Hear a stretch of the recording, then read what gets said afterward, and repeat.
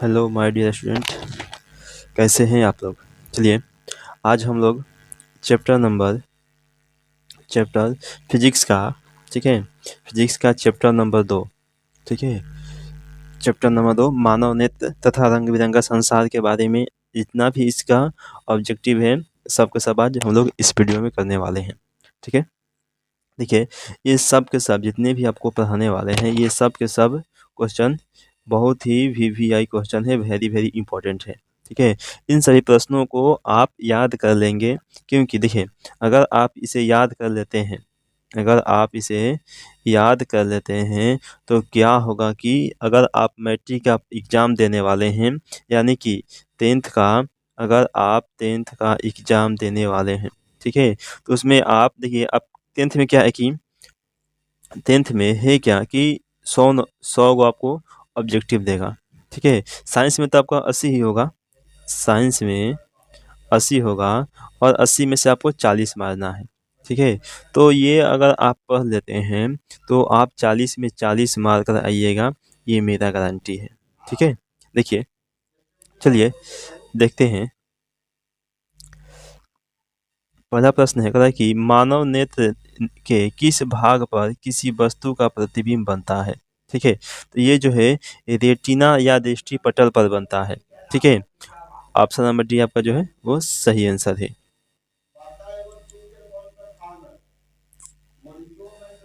देखिए चलिए अब लगते हैं 2 नंबर प्रश्न। देखिए दूसरा का प्रश्न क्या है, कह रहा है कि तारों के टिमटिमाने की व्याख्या किस सिद्धांत पर आधारित है। ठीक है, तो जो देखिए तारों की टिमटिमाने की जो व्याख्या है वह आधारित है आपका अपवर्तन के सिद्धांत पर। ऑप्शन नंबर ए जो है आपका वो सही आंसर है। चलिए आते हैं तीसरा का प्रश्न में। देखिए 3 नंबर प्रश्न में पूछ रहा है कि नेत्र लेंस की फोकस दूरी अधिक हो जाने से कौन सा दृष्टि दोष होता है। ठीक है, तो वह जो होता है दूर दृष्टि दोष इससे होता है। ऑप्शन नंबर बी आपका सही आंसर है। चलिए आते हैं अगला प्रश्न 4 नंबर में। देखिए चौथा प्रश्न कह रहा है कि नेत्र में किसी वस्तु का बना प्रतिबिंब होता है, कि नेत्र में किसी भी वस्तु का जो प्रतिबिंब है वह कैसा बनता है। वह जो बनता है आपका वास्तविक, उल्टा तथा छोटा बनता है, इनकी ऑप्शन नंबर सी आपका सही आंसर है। चलिए आते हैं 5 नंबर प्रश्न में। देखिए 5वां प्रश्न है, कह रहा है कि जो नेत्र निकट स्थित वस्तुओं को स्पष्ट नहीं देख पाता उस नेत्र में क्या होता है, यानी किस प्रकार का दोष होता है। तो वो जो दोष होता है वो होता है दूरदृष्टि दोष होता है। ठीक है, देखिए यानी कि जो निकट, देखिए ध्यान से, जो निकट की वस्तु को नहीं देखेगा उसमें दूरदृष्टि दोष है, और जो दूर की वस्तु को नहीं देखेगा उसमें निकट दृष्टि दोष है। बस यही याद रखना है आपको। चलिए आते हैं अगला प्रश्न 6 में। देखिए 6 नंबर प्रश्न का कह रहा है, कह रहा है कि श्वेत प्रकाश की किरण जब किसी प्रिज्म से होकर गुजरती है तब वे रंग यानी कि वर्ण सबसे अधिक विचलित होता है, वह कौन सा रंग है। यानी कि वह कौन सा रंग है जो सबसे अधिक, यानी कि सबसे अधिक जो है विचलित होता है। तो वह जो आपका रंग है वो है बैगनी। ऑप्शन नंबर सी आपका सही आंसर है। चलिए आते हैं 7 नंबर प्रश्न में। देखिए 7वां प्रश्न क्या कह रहा है, अपने अपने लेंस की फोकस दूरी को बदलकर दूर या निकट की वस्तु को साफ साफ देख सकने के आँख के गुण को क्या कहते हैं। ठीक है, इस आँख के गुण को हम लोग कहते हैं समंजन क्षमता। ठीक है, यानी कि इस समंजन क्षमता के कारण ही हम क्या करते हैं कि दूर की वस्तु को या फिर निकट की वस्तु को हम देख सकते हैं, देख सकते हैं। ठीक है, जैसे मान लीजिए कि अभी हम यहाँ पर कुछ दूर की वस्तु को देख रहे हैं और तुरंत कुछ एक ही सेकंड के बाद हम निकट की वस्तु को देखते हैं। तो यह कैसे देख पाते हैं, तो आँख की इस समंजन क्षमता के कारण ही हम इस वस्तुओं को आँख के जो बदल बदल कर देख सकते हैं। ठीक है, चलिए आते हैं 8 नंबर प्रश्न में देखिए 8वां प्रश्न क्या कह रहा है कि जरा दूरदर्शिता से पीड़ित व्यक्ति का उपचार किस प्रकार के लेंस से किया जाता है। ठीक है, तो वह जो होता है बाइफोकल लेंस से होता है, यानी कि ऑप्शन नंबर बी आपका सही आंसर है। चलिए आते हैं 9 नंबर प्रश्न में। देखिए 9वां प्रश्न क्या कह रहा है कि एक स्वस्थ मानव नेत्र के लिए निकट तथा दूर बिंदु क्रमशः क्या होता है। ठीक है, निकट तथा दूर बिंदु देखिए सबसे जो निकट होता है वो होता है 25 सेंटीमीटर और जो दूर बिंदु होता है वो होता है अनंत, यानी कि ऑप्शन नंबर डी आपका सही आंसर है।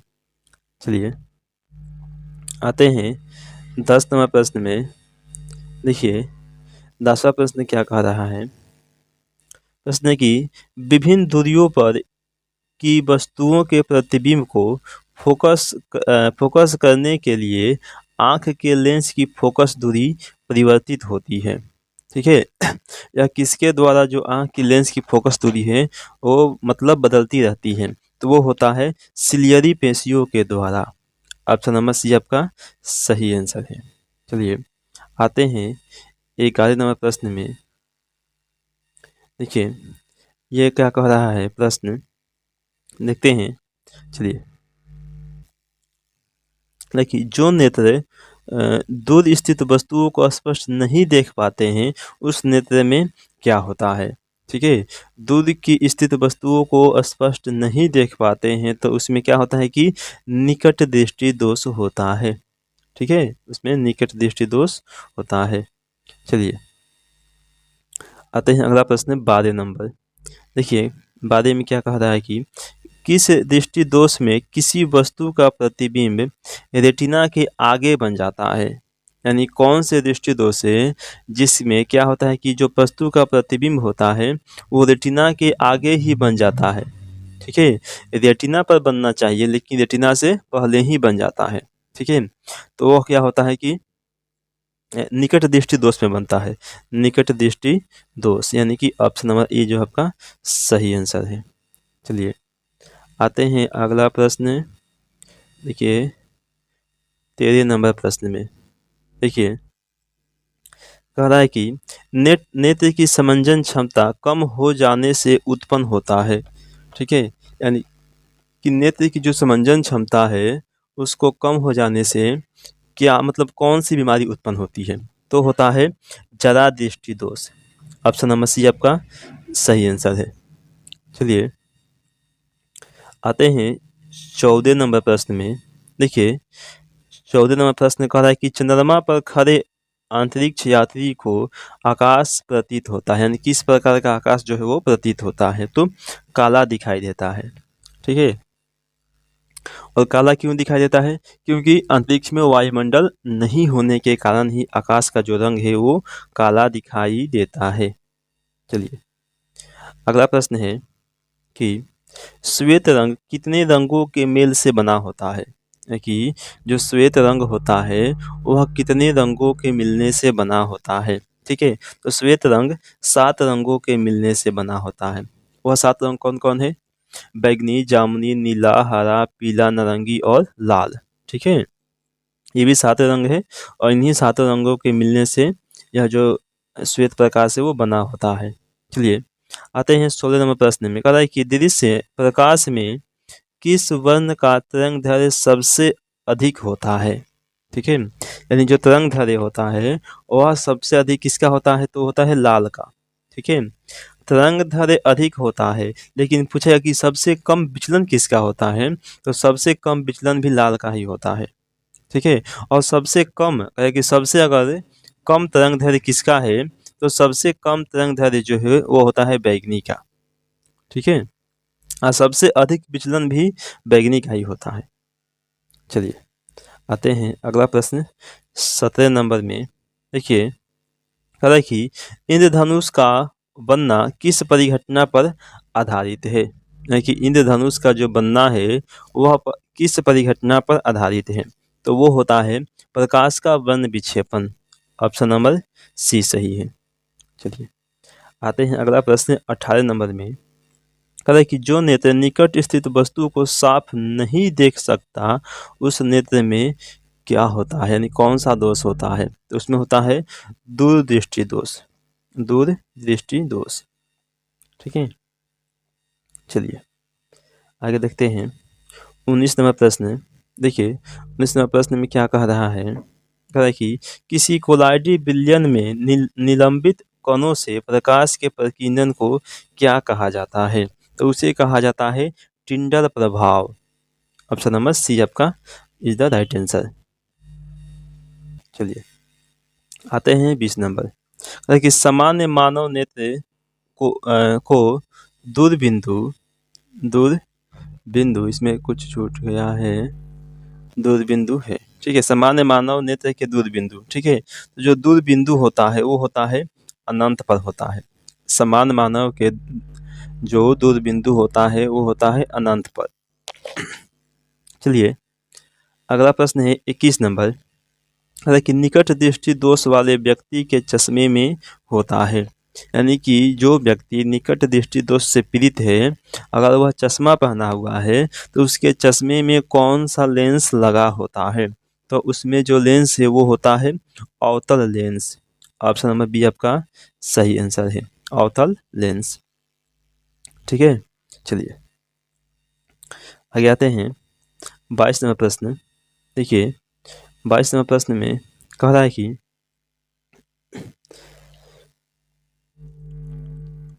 मानव नेत्र में उपस्थित लेंस है, ना कि जो मानव नेत्र है उस मानव नेत्र में कौन सा लेंस जो है वो रहता है, तो उसमें जो है उत्तल लेंस रहता है। ठीक है, ऑप्शन नंबर आपका ये जो है सही आंसर है। चलिए आते हैं अगला प्रश्न 23 में। देखिए 23 में क्या कह रहा है, कह रहा है कि निम्न में से किस दृष्टि दोष में नेत्र को क्रिस्टलीय लेंस धुंधला अपारदर्शी हो जाता है, अपारदर्शी हो जाता है। ठीक है, तो कौन सी बीमारी में हो जाता है, तो वो होता है आपका मोतियाबिंद में। ठीक है, ऑप्शन नंबर बी आपका सही आंसर है, मोतियाबिंद में। ठीक है, चलिए आगे आते हैं 24 नंबर प्रश्न में। देखिए जो 24 नंबर प्रश्न है वो क्या कह रहा है, कह रहा है कि स्पेक्ट्रम प्राप्त करने के लिए किसका उपयोग किया जाता है, कि स्पेक्ट्रम को प्राप्त करने के लिए, यानी कि जो श्वेत प्रकाश में कितने रंग होते हैं, जो 7 गो रंग होते हैं श्वेत प्रकाश में, उसे प्राप्त करने के लिए हम किसका उपयोग करते हैं। ठीक है, तो प्रिज्म का उपयोग किया जाता है। ऑप्शन नंबर डी आपका सही है। ठीक है, प्रिज्म की सहायता से हम सूर्य के प्रकाश में जो 7 गो रंग होता है उसे देख सकते हैं। चलिए अगला प्रश्न देखते हैं 25 नंबर। देखिए क्या कह रहा है कि स्पेक्ट्रम में किस रंग की किरण का विचलन या झुकाव कम होता है। ठीक है, यानी सबसे कम किस रंग के किरण का विचलन जो है सबसे कम होता है, तो वह होता है आपका लाल रंग का। ठीक है, लाल रंग का विचलन सबसे कम होता है। ठीक है, और इसका तरंग दैर्ध्य जो है सबसे अधिक होता है। चलिए आते हैं अगला प्रश्न 26 नंबर में। देखिए 26 में क्या कह रहा है कि दीर्घ दृष्टि के निवारण के लिए उपयोग किया जाता है। ठीक है, अगर किसी को दूरदृष्टि दोष हुआ है तो उसको सही करने के लिए किस लेंस के उपयोग किया जाता है, तो होता है उत्तल लेंस। ऑप्शन नंबर बी आपका सही आंसर है। चलिए आते हैं 27 नंबर प्रश्न में। देखिए 27 नंबर जो प्रश्न है वो क्या कह रहा है कि प्रिज्म से प्रकाश की कौन सी परिघटना होती है। ठीक है, तो प्रिज्म से प्रकाश की वर्ण विक्षेपण की घटना होती है। ऑप्शन नंबर सी आपका सही आंसर है। चलिए आते हैं 28 नंबर प्रश्न में। देखिए 28 नंबर प्रश्न कह रहा है कि प्रकाश के किस रंग का तरंग दैर्ध्य सबसे कम होता है। आ गया ना, किस रंग का तरंग दैर्ध्य जो है वो सबसे कम होता है, तो सबसे कम जो है वो होता है बैगनी का। ठीक है, और सबसे अधिक होता है लाल का। चलिए आते हैं 29 नंबर प्रश्न में। देखिए 29 नंबर प्रश्न क्या कह रहा है कि आकाश का रंग नीला प्रतीत होता है, यानी कि किसके चलते आकाश का जो रंग है नीला प्रतीत होता है? तो यह कारण है प्रकाश का प्रकीर्णन का कारण। प्रकाश के प्रकीर्णन के कारण जो है आकाश का रंग जो है नीला प्रतीत होता है। चलिए आते हैं 30 नंबर प्रश्न में। देखिए 30 नंबर प्रश्न कह रहा है कि आँख व्यवहार होता है, आँख व्यवहार होता है, यानी किस तरह व्यवहार होता है आँख का? तो होता है उत्तल लेंस की तरह। ऑप्शन नंबर बी आपका सही है, उत्तल लेंस की तरह। चलिए आगे आते हैं 31 नंबर प्रश्न में। कह रहा है कि देखिए कि एक साधारण प्रिज्म कितने सतहों से घिरा होता है? एक जो साधारण प्रिज्म होता है वह कितने सतहों से घिरा होता है? तो वह होता है 5 सतहों से घिरा होता है, 5 सतहों से घिरा होता है। देखिए यहाँ पर ऑप्शन नंबर आपका है सी सही है, ठीक है, 5 सतहों से घिरा होता है। चलिए आते हैं 32 नंबर प्रश्न में। कह रहा है कि यदि किसी वस्तु का प्रतिबिंब रेटिना के पीछे बनता है तो वह व्यक्ति किस दृष्टि दोष से पीड़ित है? कि यदि किसी वस्तु का जो प्रतिबिंब है रेटिना के पीछे बन रहा है तो वह व्यक्ति जो है किस दोष से पीड़ित है, यानी उसको कौन सी बीमारी है? तो उसको बीमारी है दूरदृष्टि दोष। ऑप्शन नंबर ए आपका सही आंसर है। चलिए आते हैं अगला प्रश्न 33 नंबर। देखिए कह रहा है कि किसी माध्यम में छोटे छोटे कणों के निलंबन को क्या कहा जाता है? तो छोटे छोटे कणों के निलंबन को कोलाइड कहा जाता है, कोलाइड, कोलाइड, ठीक है। ऑप्शन नंबर ए आपका सही है। चलिए आते हैं अगला प्रश्न 34 नंबर प्रश्न में। देखिए कह रहा है कि नेत्र गोलक का व्यास लगभग कितना होता है? जो नेत्र गोलक होता है उसका व्यास कितना होता है? तो वो होता है 2.3 सेंटीमीटर, ठीक है। चलिए अगला प्रश्न आते हैं 35 नंबर प्रश्न में। देखिए क्या कह रहा है 35 नंबर प्रश्न कि विद्युत सिग्नल कौन उत्पन्न करता है? जो विद्युत सिग्नल है वह कौन उत्पन्न करता है? तो वह करता है प्रकाश सुग्राही। ऑप्शन नंबर बी आपका सही आंसर है। चलिए आते हैं 36 नंबर प्रश्न में। कह रहा है कि सिग्नलों की व्याख्या कहाँ होती है? सिग्नल की जो व्याख्या है हमारे शरीर में कहाँ होती है? तो वो होती है मस्तिष्क में। ऑप्शन नंबर ए आपका सही आंसर है। चलिए आते हैं 37 नंबर प्रश्न में। देखिए 37 में क्या कह रहा है कि मानव नेत्र में किस प्रकार का लेंस पाया जाता है? ठीक है, तो मानव लेंस में उत्तल लेंस पाया जाता है, ठीक है, मानव नेत्र में उत्तल लेंस पाया जाता है।